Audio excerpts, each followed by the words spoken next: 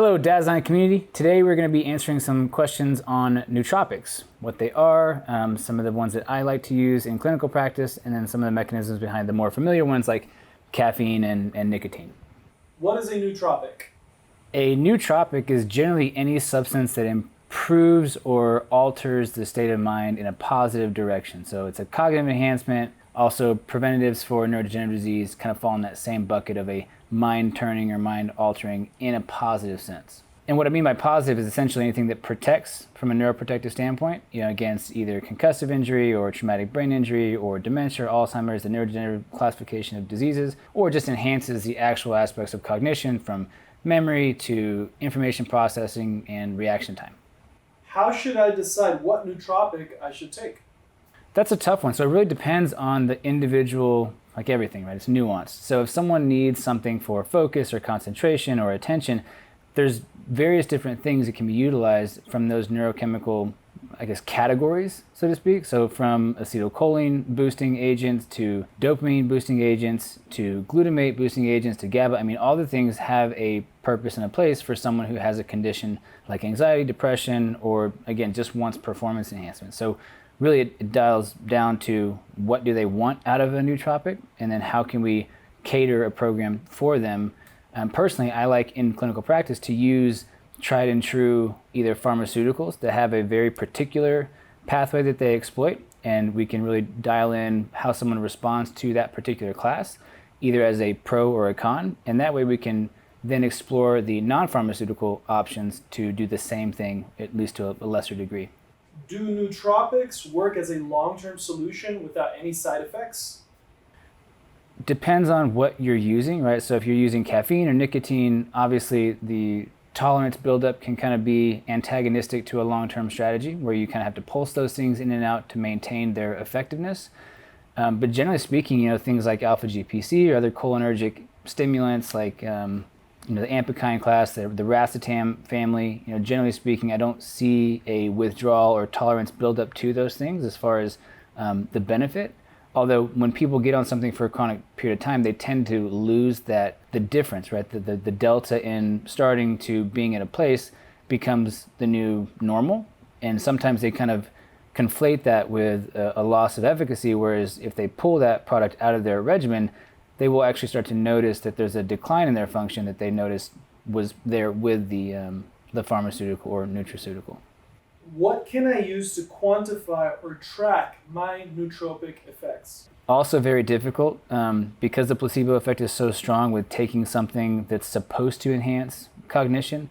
Honestly, the best way would be to have a baseline neuropsychiatric kind of battery where you're looking at processing speed or evoked-related potential testing or even a qualitative or quantitative EEG to get an actual assessment of the brain's voice, so to speak, and then do a pre and post test and kind of show objectively was there an improvement, was there not, and use that as the objectification.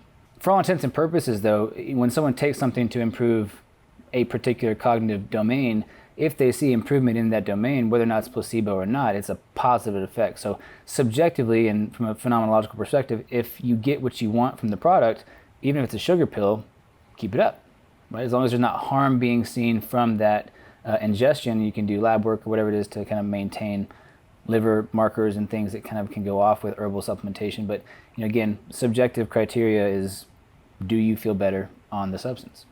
Will nootropics show up on any drug tests? Yes. So, classic example would be WADA certification or any kind of sport that uses WADA, the Anti-Doping Administration, as a organizing body for what to and what to not take. They do urine screens, metabolite screens for all kinds of things. They can look at the caffeine level in your urine. They can look at the cotinine levels from nicotine. So really, you can, if you're in an organization that is testing for those things, it can be found. Now, for the general population that doesn't have that, really you're looking at illicit substances that are going to be on a drug test that you're kind of worried about from the perspective of either work or school or some other organizing body. But in that sense, like the nootropics that we're talking about are not going to be in the same category that would affect the drug test in a negative light unless you're in a country or state that has particular rules or regulations around performance enhancing substances. Why would Joe Rogan's Alpha Brain make me feel jittery? Good question. Let's take a look at the ingredients on that bottle. Not familiar right off the bat. All right, so general cursory look at the ingredient list. I don't see anything that's particularly conducive to anxiety or feeling jittery. There's actually no stimulant whatsoever in this, not even caffeine. So tyrosine, dopamine precursor, or catecholamine precursor in general, L-theanine, oat straw extract, and phosphatidylserine, cat's claw, alpha-GPC, bacopa, huperzine, L-leucine, and pterostilbene. Yeah, none of those should really, on paper, cause any kind of jitteriness. There might be a placebo of someone's, predilection to anxiety when they take substances in general, but I know there's also a black label, and I got this one pulled up next to it, and let's look at that one. Assuming that the person that asked this question was specific in their alpha brain usage. If they're taking the black label, then there's definitely small chance of stimulation. The velvet bean, as far as being L-dopa, again, I usually caution people against using L-dopa for long periods of time because it's literally a precursor to dopamine. It can feed back on the natural production in the brainstem. So if someone is really normal and they add mucuna to their mix and have dopamine that kind of supersedes that U-shaped curve to where a good moderate amount of dopamine in the prefrontal cortex is going to give enhanced attention and concentration and focus. But if there's too much, it can kind of lead to that manic space where you have too much energy, cognitively speaking, you can't really focus on any one thing. So that's one element that could be causing some jitteriness just in the mind. There's only 25 milligrams of caffeine. That's less than an average cup of coffee. So if someone's super sensitive, that might be a particular reason, but I'm assuming that that's not going to be the case with most people taking this supplement. Aside from supplements, are there other practices like breathing exercises that could be considered adequate for brain health? Sure. So, this is kind of the advent of ice baths and any kind of induced stress that you're voluntarily exposing yourself to that triggers autonomic arousal from attention, and that kind of translates to increased norepinephrine. And if it instigates a learning mechanism, you're going to get acetylcholine release, you're going to get dopaminergic imprinting too. So, ice baths have been shown to increase those neurochemicals that are associated with, again, those cognitive domains. Breathing in the Wim Hof manner, or doing kind of hyperventilation training to get the CO2 tolerance built up, that can put you in kind of a state of increased alertness and attention. Again, those practices should be done with wisdom because they are potentially dangerous if you pass out or if you have hypothermia in an ice bath. But that being said, generally well tolerated across the board and easy ways to increase attention, improve mood, and balance out kind of the autonomic nervous system activity. Can you clarify what you mean about the learning mechanism within those processes? Sure. So learning and memory kind of at its core is built on those attentional resources that really, one, enhance motivation to pursue something that's going to either mark a substance that returns investment as far as the energy spent getting to that point. So, looking for food, looking for water, looking for any kind of resource that sustains or improves survival is going to get marked with elevated levels of dopamine, elevated levels of norepinephrine, elevated levels of acetylcholine, along with cortisol and glutamate to really kind of mark the spatio-temporal incidence of that event. Now, once the event that's novel is no longer novel, it kind of translates into the prefrontal cortex, and you have to actually muster up the motivation on your own because the novelty no longer drives that intense motivation and euphoric drive to do something. So when you take a stimulant or you take mucuna or something like L-tyrosine to increase dopamine levels, you increase the pool of tonic dopamine, which increases your kind of novelty seeking mechanism to kind of look for things in the environment that are causing that, even though you took something to do it. But then you can actually couple activities that you want to be motivated to do but really don't have it in the downtime.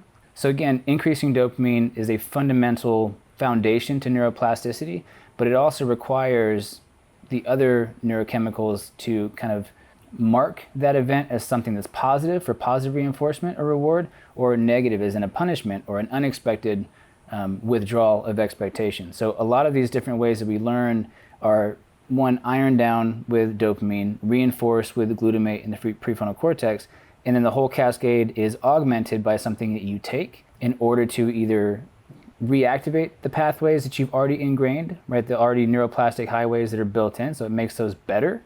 Or it can really help you kind of identify areas that you need to support and really practice those with that increased tonic level of neurotransmission and enhance learning and memory in that sense as well. Does caffeine help enhance memory? Really unclear in the literature.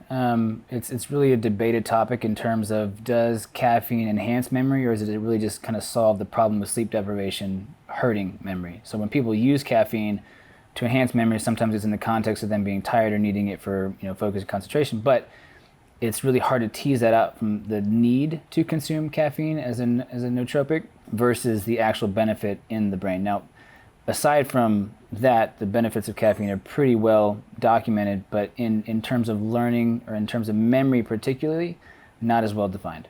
Can caffeine tolerance be reversed? Yes, so we literally just take a break for 4 to 8 weeks and the caffeine tolerance should kind of go back to what it was as a naive consumer. Now, that being said, you don't want to go back to the dose that you started or that you left off at, because that's going to be much more than your system's used to, and the likelihood of anxiety and higher blood pressure and higher heart rate is going to be more likely. Can caffeine affect your blood pressure negatively? Yes, so higher doses of caffeine consumption, especially if they're a slow metabolizer and it kind of sticks around their serum for longer periods of time, has been shown to increase systolic blood pressure pretty consistently. Now, it's only with that first 4 to 8 weeks, because after that, the chronic consumption really, the tolerance builds up. You don't have the same sympathetic nervous system activity, so you don't get really the cardiovascular benefit or negative effect on that system either. Now, whether or not that translates to poor function overall from caffeine consumption, I don't think it's necessarily been ironed out. I mean, I know that people that even chronic users of caffeine have benefit cognitively and for wakefulness, but don't have the other effects of anxiety or heart rate increase or blood pressure issues. Aside from that, the performance benefits for using high doses of caffeine for weight training and strength and cardiovascular exercise it remains the same with chronic or naive users.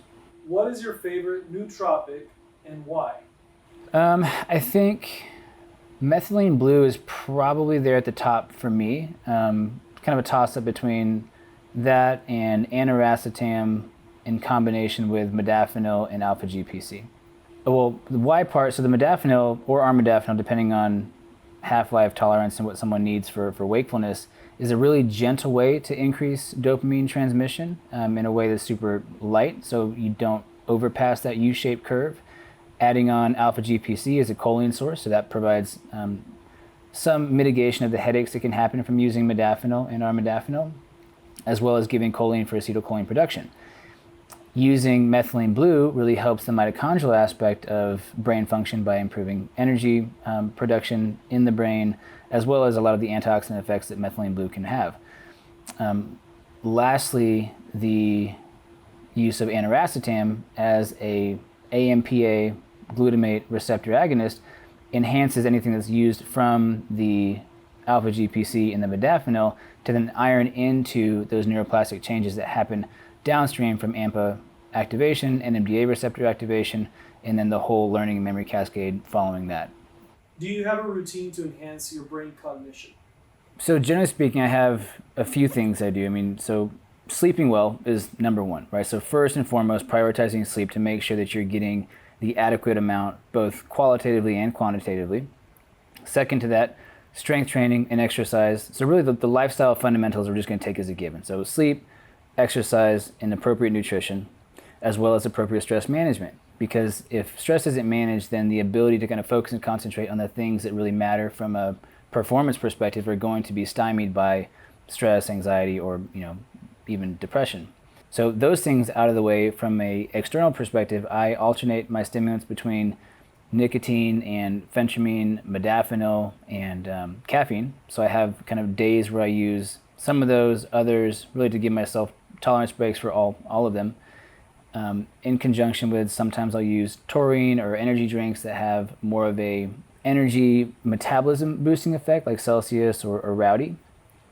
But again, for me personally, I don't have much of an effect from caffeine, so I can kind of consume those without an issue personally. But that's not going to be the same for everyone. What else do I do for brain health? Obviously, having a career that is mentally engaging and intellectually stimulating is, of course, a precondition to always learning new things, and that's a driver for novelty, personally speaking. So all those things kind of support and provide an environment that produces greater creativity and reaction time and processing speed and so forth. So yeah, and ice baths I do quite frequently with my exercise. Also making sure that, again, nutrition, if I don't have the availability to have my whole foods, I have my greens powders, anything that produces more nitric oxide, like the beetroot extracts and things that, again, promote nitric oxide, blood flow to the brain, and cerebrovascular function. Would you recommend nicotine as a nootropic? Absolutely. So kind of confining barriers around people that would be using modes of nicotine, and that's kind of what the conversation is going to be around. So nicotine as a single ingredient is actually very potent at producing cognitive attentional resources because it's a direct stimulant of the dopaminergic system. So anything that you would think about that increases dopamine, nicotine will do that quite readily. It does it also through the cholinergic system, so it activates a particular subtype of this nicotinic receptor, which is why it's called nicotine, and that produces a steady amount of parasympathetic activity. So you don't get the kind of quote-unquote stimulation from what you'd see from caffeine or even the amphetamine class. So dopamine is not what gives you the stimulant effect. It's the means of also producing norepinephrine alongside the release of dopamine. So with nicotine in particular, you get more dopamine, but really not a lot of anything else except for acetylcholine and other downstream effectors of that system. So it can really enhance learning and memory and motivation, but not give you the same effect cardiostimulation wise. And this is also why people get the increased salivation, the increased watery eyes, more frequent urination, maybe even some diarrhea or increased gastric motility. Where a lot of the rub comes in is where people consume nicotine from. So obviously consumption of nicotine via cigarettes is going to be more detrimental than the benefit you're going to get from the nootropic effect of nicotine. Same with kind of smokeless tobacco or chew. You're exposing yourself to kind of undue risk in terms of what else you're getting from the overall product. Moving on from that, vape pens also are going to have their downstream problems with vaporizing something in the lungs. So really the most pure form is using, like a gum or even a compounded nicotine troche or sublingual or something that kind of is devoid of the negative attributes of what is typically consumed with nicotine as a product. What's your favorite way to consume nicotine? So personally, I get it compounded through a pharmacy with the exact doses that I want in variations that I can cut into smaller pieces if I need to, depending on the kind of resources that I need for that day.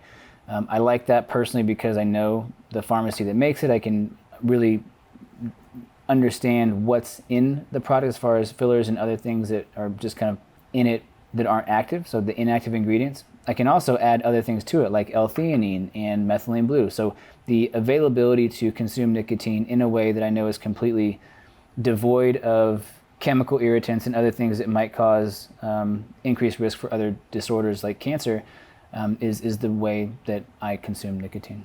Is there a concern for addiction when using nootropics?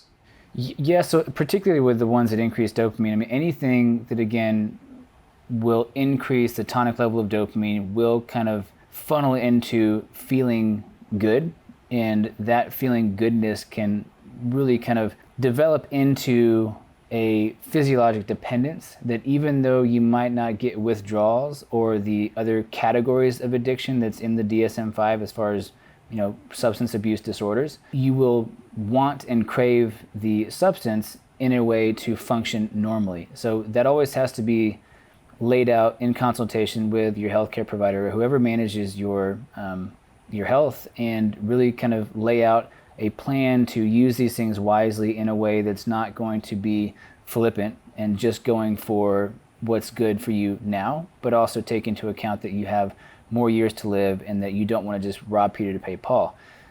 In terms of caffeine and nicotine, again, two of the most widely used substances, definitely have addictive potential in terms of craving and having withdrawals from their withdrawal, but very, very low risk of overdose to the point of lethality. And to that degree, they're also not scheduled. They're available over the counter. So from a safety perspective, they can be overconsumed because they're not regulated, but at the same time, it's because they're also relatively safe.